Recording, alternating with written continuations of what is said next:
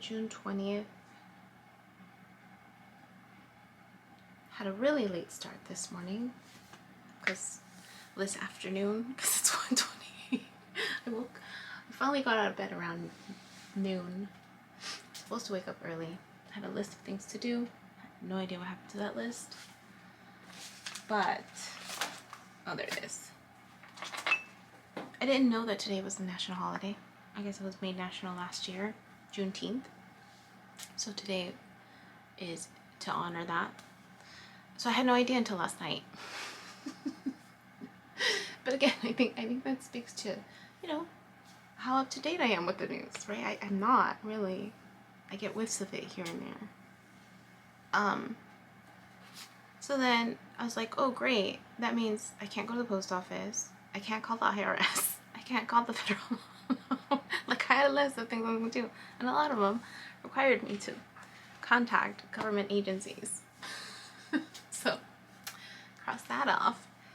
And I don't know what it was. I woke up exhausted. And,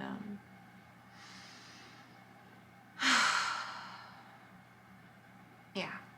So, I had dreams, but I think honestly it was a fumbling of yesterday. There's no real meaning to it, aside from me being continued highlighted that my sister is struggling with me my loved one is struggling with me not being around for the wedding, because my loved one called me out on it in the dream. There was this desire for stability in my dream that I remember. There was a desire for stability, and we were working on a home. Oh, maybe there is some symbolism now that I'm thinking about it. Apparently I had a home, and apparently it was in San Francisco, but also not. It was by the ocean, and it was being built. It was being built. And there was there was a lot of construction going on the inside, but then there was talk about me selling it, and me having to make a decision if I wanted to sell it or not, because it was really close to the water. I mean, I could see it looked beautiful when I would go down to the bottom of the stairs. The window was out into the ocean, and in some scenes there was a patio, but then in other scenes it was the ocean, like coming up to the water, the mirror. And I think that's what I was like, oh, this house isn't gonna last the way it is, in case like of weather, it's going to destroy the house. My own stability, that's what it's talking about, now that I'm thinking about it out loud.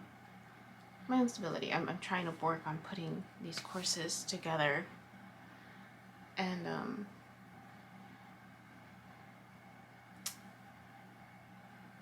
I'm kind of lagging it on my productivity, slightly, a little. I was doing good yesterday. I was trying to see, but I think that's what it is. I'm trying to stay balanced and not overwork too much, because that's what I noticed was getting me like I'm focusing too much on work. Let me take a few breaks. So yesterday, what were my breaks? Oh, I started working on some of the videos. I felt a little bit better there. And then I realized I had neglected, I don't have a lot of friends. I don't go out. And the one friend that, might be, I realized, I'm like, I haven't really connected with her. Needed to call my dad. Hadn't called my dad. It was Father's Day. I'm glad I called him, because he didn't put the thing together. I was just like, oh, come on, Dad. Like, you're smart, Dad. Come on. You can figure it out. So I'm going to call him today. That reminds me to call him today. So we got the bed thing for him set up. And he's feeling the tingling, and I need to read him some stuff, because like, if you have a lot of medication, because that regulates you, that means you have to be mindful of the medication that you're on, because you won't need as much medication, because that will naturally balance you out. And so the medication, you could potentially overdose depending on the medication that you're on. is what I was reading in the book. And so I was telling him that. I said, you know, don't go all in like, you know, we initially thought of. Like, do it a little bit at a time, and let your doctor know that this is what you're doing, so they can monitor your blood. And he has all the machines there to monitor his blood and his heart. So I said, monitor everything. Write down how long you are on the mat, and you know, monitor your blood sugar level, everything, and then slowly start increasing your exposure, and then let your doctor know so they can decrease your meds. So he's like, okay.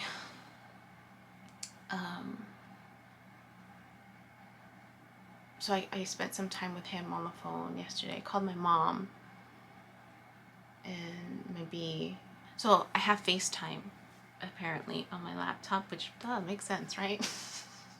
MacBook. I don't have an iPhone, so and a lot of you know, then people out there have iPhones, so it was just easier to connect on my laptop. It's like an easier way.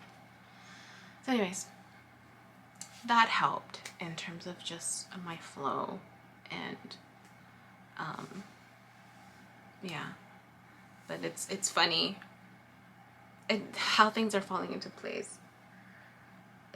So I have a meeting with my supervisor because, you know, I outed myself. I was like, I'm behind in notes, and so I'm doing a check-in, and I saw that my contract to make the changes never went through. So I was just like, oh, I know why. It's because I'm behind on notes, right? They want to make sure that I can't make any changes until I'm, you know, at par. So it's funny though, because that video is scheduled to post, I think, the day before or the day after, or there's a video that's scheduled to post the day before, the day after, where I'm actually talking about signing the amendment to my contract to increase my hours. Only now I'm requesting it to decrease my hours. But the reason why I wanted to talk is because I had a loved one reach out. And this loved one said, don't trip. Remember that history repeats itself. It's hard to explain via message, but you know I believe in the subconscious mind. Abortion has been a trending hot topic for a few months now. And I know that this person read or saw my post today on abortion. And I sat with that message for a little bit, and I put it aside, and I was like, okay, maybe I'm not going to respond to it. I'll think about it. So I took a shower. You know, one of my best moments are in the shower, right? So I'm thinking about it, and I'm like, okay, does it bother her that I write down that I'm tripped out about it? Because for me, it's like cool stuff, right? Like, I'm not an expert in I'm not claiming to be an expert in psychology or dreams or anything. Like, I'm somewhere in the middle. Like, I'm just trying to get the puzzle pieces that I need to make sense of what's happening to me. But at the end of the day, this is what I realized. At the end of the day, I'm not going to listen to anybody else but myself. These are my experiences. Yes, this has been a trending topic for the last few months. But this dream I had half a year ago. Half a year ago. I don't really watch the news. I was aware of when this was a trending topic a few months ago because I was in class when it was brought to my awareness. And even then I was like, oh, what was that again? Like, trying to make sense of it because I don't follow politics. So then I started wondering, well, what is it about my experience that triggers this person? Is it that when I say I'm tripped out, I'm just like, whoa, that's my tripping out, right? that's my tripping out. Like, this is so cool. That's crazy, right? What a coinkydink. It's my experience, right? So to see it pop up, how would it repeat itself? And that's what I was trying to think, like, in my personal journey, I mean, it'd be different if I had an abortion, but I've never had an abortion before. And then I wondered if she saw the other videos where I talk about religious hypocrisy. This particular loved one happens to be Catholic.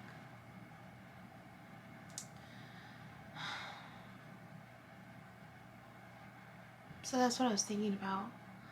One, whether or not I should respond. Part of me initially was like, I'm not going to respond. And the other part's like, respond with a question. Does it bother you that it trips me out? You know, this is me just documenting my stories. I mean, there's so many other stories that have yet to post that she doesn't know about, right? A lot of them are dream related. So then I thought about it. I'm like, you know, the moment I know that this person starts listening to their dreams and starts tracking them and starts paying as much attention to them as I have, then maybe I'll listen. I mean, I'll still listen regardless, but in terms of actually listen and consider, because it's still, at the end of the day, me. It still comes back to me. I'm not going to look outside of me for the answers. I'm looking within me. That's this whole journey, is me looking within me and what's in alignment with me.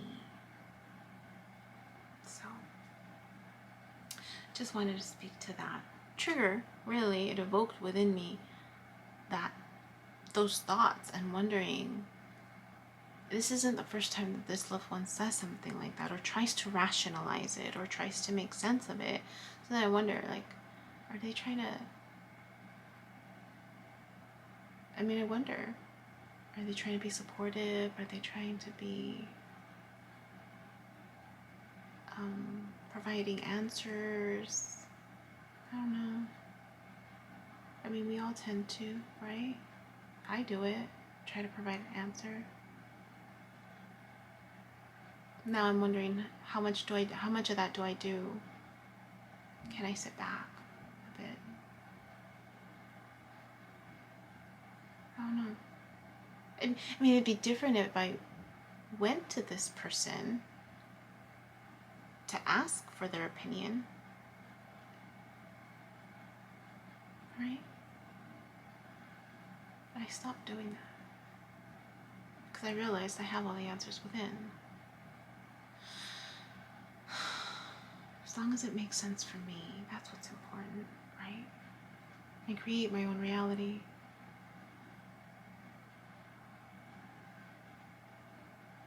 You know, it's funny. Where did I hear it? There's something about, like, do you, oh, that fan is the restroom fan because I just took a shower. Trying to ventilate because I don't get a lot of ventilation down here in the dungeon. But it was this awareness that if my thoughts are my higher self, if I'm entertaining the idea, right, and they're communicating with me, and or it's me picking up on, you know, the collective energy, right, of what may be, what I was thinking, why don't we all do that?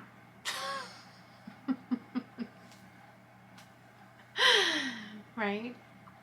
And why don't we all make the time to do it? To get the guidance that we need, right? Or to see the things that we need to see, to address them. I wondered how many people out there really do that? Really pay attention. Go to bed with the intention to dream and to listen to their dream, I wonder. How many people do that, really? And then how many are quick to dismiss it? So, time will tell, right? Time always tells. It's still Monday, June 20th. I bought this book, Under Torah, an Earth-Based Kabbalah of Dreams. I have less than 10 minutes. I'm going to add this. You remember to add it to the previous video. Under Torah, North-Based Kabbalah of Dreams. It was interesting because it was of this person's collection of dreams and an understanding of it. And even in page 14, some of my dreams I discovered held wisdom for others, and some of their dreams held wisdom for me. Some dreams seemed like they were meant for the whole community. I noticed patterns and images that seemed to repeat across dreams, across dreamers. I found myself feeling that however different our dreams might be, everyone in my dreaming community was visiting the same place. Okay. Collective energy, right? Makes sense, right? That, you know, it's one, but one with the community. Okay. And it totally makes sense. Like, I've had dreams for other people, and I shared those dreams for other people. And then the abortion one clearly had nothing to do about me, because I never had an abortion, and it felt more like it was for someone, right? And I was recording it. Okay. It still leads me back to, then why aren't most of us tapped into it? Why aren't we making the time to sit with our dreams, to remember our dreams, to track our dreams? If we're all on this collective energy, and that is our subconscious or our whatever 5D experience that we all have in connection to one another, right? Because it's through the emotions that we connect with people, right? That's what that means. This whole concept of unity is connecting with what we can't see, which is just energy, right? Emotions are energy. Life force is energy. So then why aren't more of us tapping into it? Who are we putting in power, right? I wonder how many people that we have put in power are tapped into their dreams. Because if what I'm gathering is truth, right? That when we are connected to our dream state and connected to the 5D, then we're connected to the collective as a whole. Then to a certain degree, there's this awareness, this understanding of what the collective needs. I wonder how many people we've put in power who are actually tapped into their dreams, who are actually tapped into the collective. I wonder. That's what came up for me. That's what came up for me. So I'm grateful for this book so far, because it's definitely, it makes me feel like I'm not alone. That's what it feels like. And I didn't know that there were dream communities. Dream circles, I guess is what they're called. I need to look to see. I'm sure there's probably one around here. Now I'm curious. But okay, I have less than 5 minutes. Drink my coffee, wake up, and do some work. But just want to share that tidbit. Okay, bye. Hi, my name is Yubi, and in case you haven't figured it out, this footage is capturing my experience as I learn to navigate my personal spiritual awakening.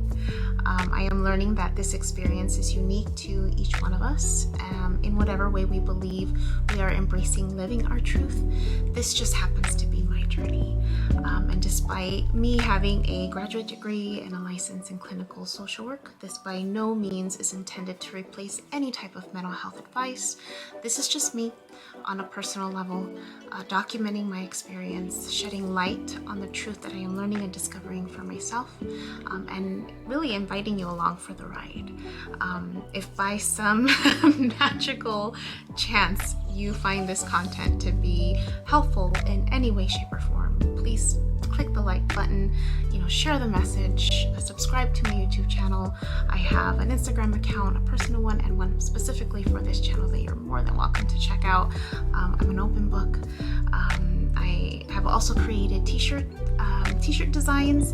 I'm wearing my favorite one right now, which is the North Node design, but I have that and other things that you can look at inspired by this process and journey, and I have the link in the description box as well as in the about section of my YouTube channel. So you're more than welcome to check those items out. Any type of support is rate.